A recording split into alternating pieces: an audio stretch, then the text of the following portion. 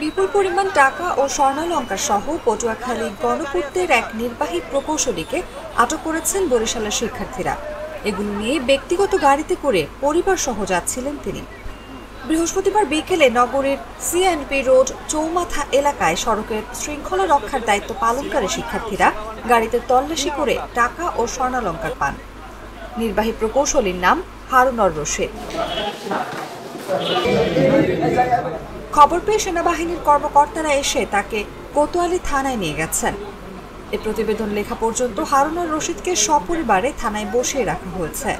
Police কর্মস্থলে না ফেরায় টাকার পরিমাণ এবং তাকে জিজ্ঞাসাবাদ করা যাচ্ছে না। তবে রাতের মধ্যে পুলিশ থানায় ফিরবে বলে সেনা সূত্র জানিয়েছে।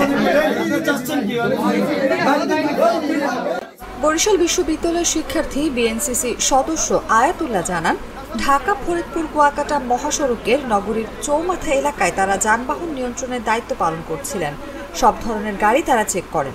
বিকাল 5:30টার দিকে কালো রঙের একটি প্রাইভেট কার ফরিদপুরের দিকে যাচ্ছিলেন।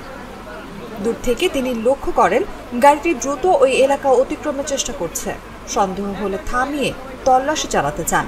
এতে বাধা দেন নির্বাহী প্রকৌশলী পরিচয় দেওয়া ওই ব্যক্তি। পরে শিক্ষার্থীরা বড় একটি ব্যাগ খুললে বিপুল পরিমাণ টাকার বান্ডিল ও স্বর্ণালংকার দেখতে পান। তাদের ধারণা কমপক্ষে 20 লাখ টাকা হবে। এ বিষয়ে নির্বাহী প্রকৌশলী হারুনুর রশিদ দাবি করেন, বৈধ টাকা ও স্বর্ণালংকার নিয়ে পরিবার সহ তিনি যশোরের বাড়িতে যাচ্ছেন।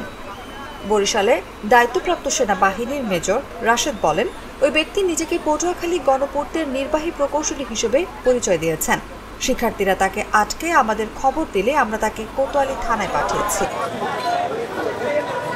কত টাকা ছিল সেটা বলেন। সিনেমার নায়ক। কি নাম আপনার?